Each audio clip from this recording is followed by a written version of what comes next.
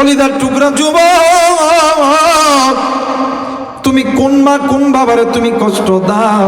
তুমি জানোনি এই দুনিয়ার জমিনে ওই মায়ের চাইতে বাবার চাইতে দামি কোনো সম্পদ হইতে পারে না। এরে বন্ধু, মোবাইল থাকলে রেকর্ড করে নিয়ে যাও রে বন্ধু। মাত্র 5টা মিনিটের ভিতরে একটা ওয়াকিয়া আমি তোমাদের মাঝে বর্ণনা করব।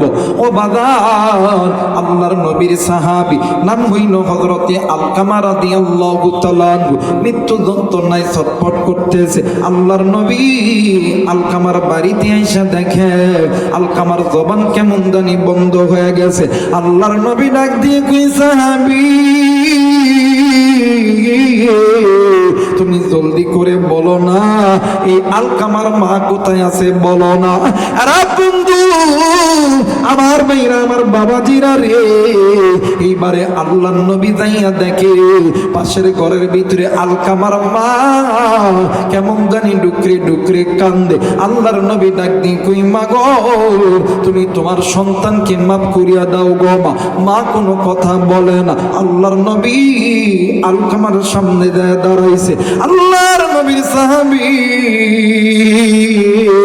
হযরতে আলকামা নবীজির চেহারার দিকে তাকায় আর ডুকরে ডুকরে কান্দে। আলকামাও কান্দে। আলকামার চেহারা দেখিয়া আমার নবীজি ডুকরে ডুকরে কান্দে। আর বন্ধু, এক পর্যায়ে আমার নবী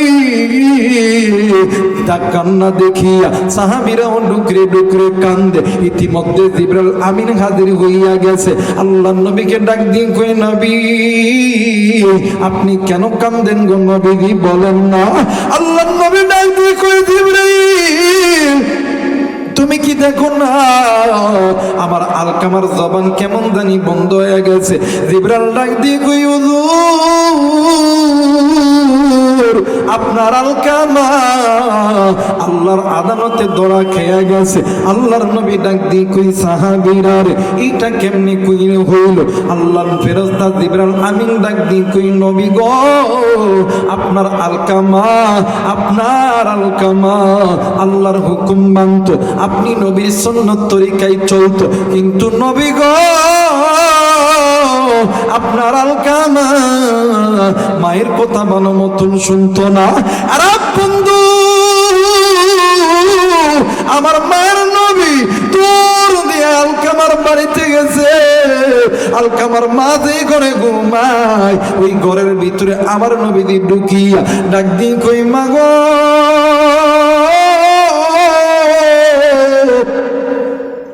ও মা,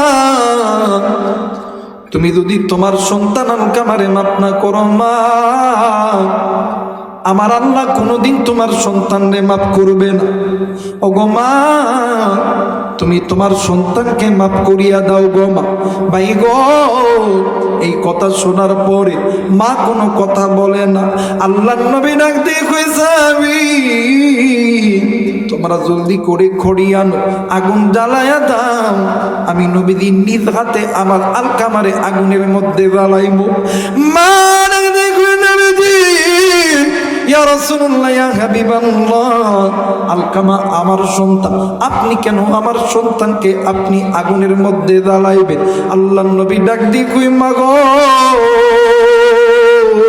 তাইলে তুমি তোমার সন্তানের উপর কেন রাগ করে আছো গো মা? মা জননী ডাক দিয়ে কই, নবী গো, আমি মা কেনই রাগ করে থাকবো না? যে সন্তানের জন্য আমি মা বিছানার চাদর ধরে ধরে টানছি, বালিশের কাতার ধরে ধরে টানছি। নবী গো, এই সন্তানের জন্য আমি মা কতই না রক্তক্ষরণ করছি। এই সন্তানকে আমি ছোট থেকে তিলে তিলে বড় করছি গো নবীজি। আমার ঘরে কানা ছিল না গো নবী। আমি মা মানুষের বাড়িতে বাড়িতে কাজ করছি, আমি মা ভিক্ষা করছি, দিয়ের কাজ করছি। আজকেই আমার সন্তান আলকামা বড় হয়েছে, কিন্তু নবী গো, আমার বড় আফসোস, আমার সন্তান বড় হওয়ার পর আমি মায়ের কথা ভালো মতন শোনে না। আল্লাহ নবী ডাক দিয়ে কই, মা, ওগো মা,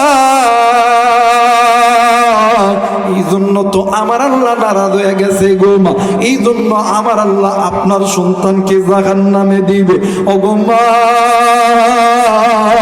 আপনি মা পারেন না আপনার সন্তানকে দুনিয়ার আগুনের মধ্যে জ্বালাইতে, আপনি মা আমারে বাধা দিলে, কিন্তু আপনার সন্তান তো জাহান্নামে আগুনে জ্বলবে গো মা।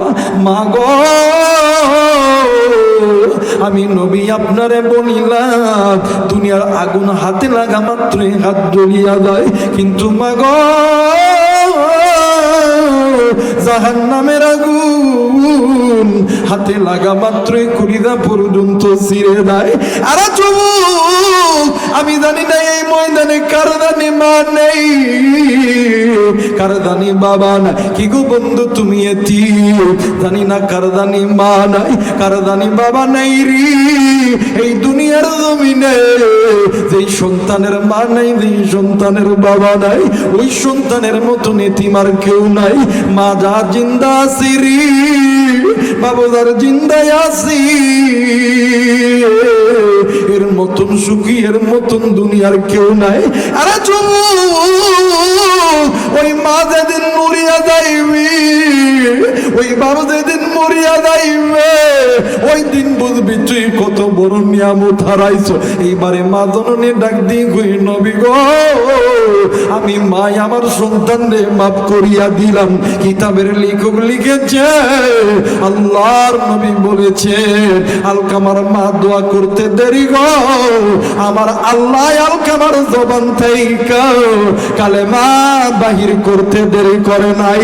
একটু আওয়াজ করে বলেন সুবহানাল্লাহ।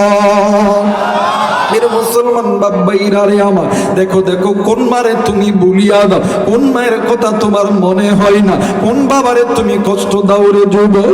আরে যুবক শোন শোন শোন, আমি আমার অভিজ্ঞতার বাস্তব একটা কথাই আমি তোমাদের মাঝে শেয়ার করে যাই। আরে বন্ধু 2023 সাল বাদান্নে আমার বয়ানে গেছি ফরিদপুর জেলাতে। এরা বন্ধু বয়ানে যাওয়ার পরে শুনতেছি ওই জায়গার ভিতরে যেই বান্দা মানে যেই ব্যক্তি আমারে দাওয়াত করছে, আল্লাহর বান্দা মারা গেছে, এই জন্য মাহফিল হবে না। আমি ডাক দিয়ে কইলাম, বাবা গো এই ব্যক্তি বিদেশে থাকতো, বিদেশ থাকাকালীন আমার সঙ্গে অনেক ভালো আচরণ করেছে, আমার সঙ্গে মাঝে মধ্যে কথা বলে এসেছি, যখন আমি আল্লাহর বান্দাটাকে একটু দেখে যাব। আর বন্ধু আমার মেয়েরা, আমার বাবা দিরারি গাড়ি লইয়া যখন বাড়ির কিনারে যখন দাঁড়াইছি, হাজার হাজার মানুষ, এমন কোন মানুষ নাই সেই মানুষের চোখে একটা ফোঁটা পানি নাই। ওই জায়গায় পা দেওয়ার পরে আমার মনে হয়ে গেল এই আল্লাহর বান্দা নিঃসন্দেহে একজন নেককার দিনদার পরহেজগার। এরা বন্ধু সবাই যেহেতু কান্না করে, আমি হাঁটি হাঁটি পা পা করিয়া সামনের দিকে রওনা নিলাম। এরা বন্ধু যাইয়া নজর কইরা দেখি খাটিয়ার উপর আল্লাহর বান্দাকে সাদা কাপড় দিয়ে মোড়াইয়া দিছে, খাটিয়ার উপরের মধ্যে রাখছে। ওই খাটিয়ার দ্বারা 2 থেকে 3 বছরের একটা সন্তান বাবার কপালে চুম্মা দেয় আর ডাক দিয়ে কই, আব্বু ও বাবা তুমি কেন কথা কও না গো আব্বু? এই যে দেখো না বাবা, আমি তোমার কাছে তোমারে ডাকি গো বাবা। আব্বু গো তুমি কেন আমার সঙ্গে কথা বলো না গো বাবা? এ বাবা এই দেখো না, তুমি না আমারে বলো আব্বু একটু আমারে চুম্মা দাও, দেখো না আমি তোমারে কত চুম্মা দিতেছি গো আব্বু। ও বাবা একটা বার চক্ষুটা খুলো না আব্বু গো, জীবনে কোনোদিন তোমার কাছে আর কোনোদিন কোনো বাইনা করবো না, জীবনে তোমার কাছে কোনোদিন আর কিছু চাইবো না। ও গো বাবা তুমি একটা বার আমার লগে কথা বলো গো বাবা। আরে বন্ধু এলাকার কিছু মানুষ ছোট্ট বাচ্চাকে যখন বাবার কাপড়ের কাছ থেকে যখন লইয়া দাও, ছোট্ট সন্তান বাবার লাশটা এমন তাকের গলায় ধরছে, গলাটাই এমন তাকের গলায় ধরছে, আর ডাক দিয়ে কই আমি যাব না। আমার বাবা যতক্ষণ না পর্যন্ত আমার লগে কথা না বলবে অতক্ষণ পর্যন্ত আমি আমার বাবার কাছে যাব না। ডাক দিয়ে কই আপু, আরে বাবা উঠরে বাবা উঠ, আমি সন্তানের কথা কি তোর কানে দেয় না রে বাবা। হেরে যুবক, এইরকম কুড়িদার টুকরা বাপ যেদিন মরিয়া যাইবে, কুড়িদার টুকরা মা যেদিন মরিয়া যাইবে, ওই দিন বুঝবি তুই কত বড় নিয়ামত হারাইছ রে যুবক। এইবারে মা জনের ডাক দি কই হুজুর গো, আপনার কাছে যদি আমি মা জিন্দা থাকতে আমার সন্তান জাহান্নামে জ্বলবে, আমি মা সহ্য করতে পারি না। হুজুর বলেন বলে এমন কোন আমল আছে কিনা যে আমলটা করলে আমার আল্লাহ কবরের আযাবগুলোকে মাফ করবে? জোরে বলেন আল্লাহু আকবার। আর একবার বলেন আল্লাহু আকবার।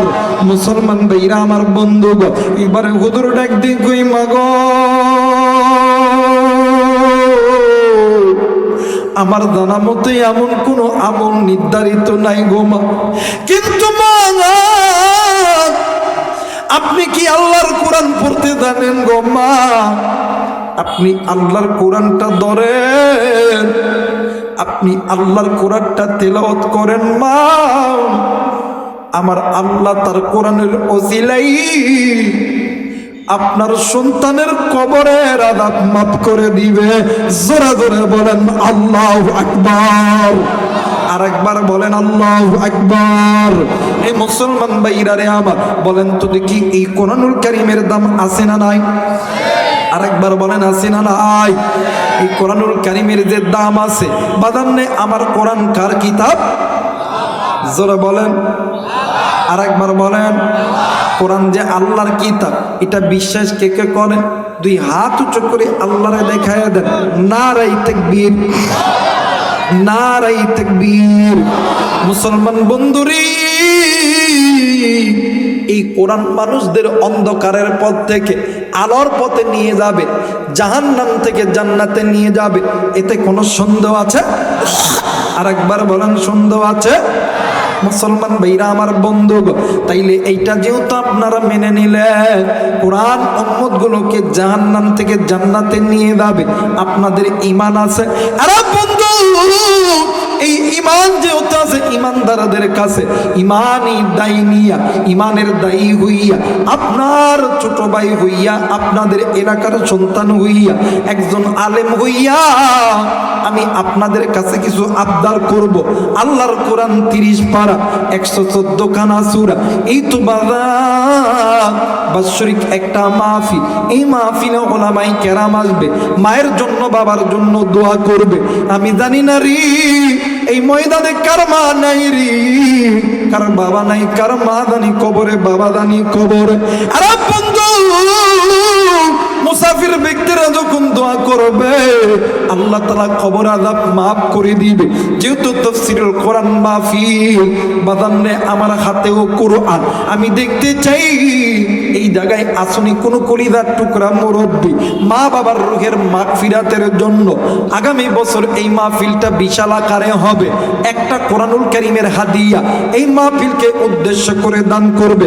আসেননি কোনো আল্লাহর বান্দা? যদি থেকে থাকেন মায়ের জন্য, বাবার জন্য, মাত্র 200 টাকা হবে নিরে কোনো যুবক, একটা কোরআনুল কারীমের হাদিয়া নগদ দিতে হবে। আমি মুসাফিরের হাতে, একটু আগে আসবেন, আল্লাহ কবুল করবে ইনশাআল্লাহ। একটু টাকা নিয়ে আসরে বাইয়া, আমি আমার হাতে টাকাটা আসবে। আগামী বছর তাফসীরুল কোরআন মাহফিল হবে, মা বাবার জন্য দোয়া হবে। আমি জানি না এই ময়দানে কি গো তুমি এতিম, কার জানি মা নাই, কার জানি বাবা নাই। আরে বন্ধু, আজকে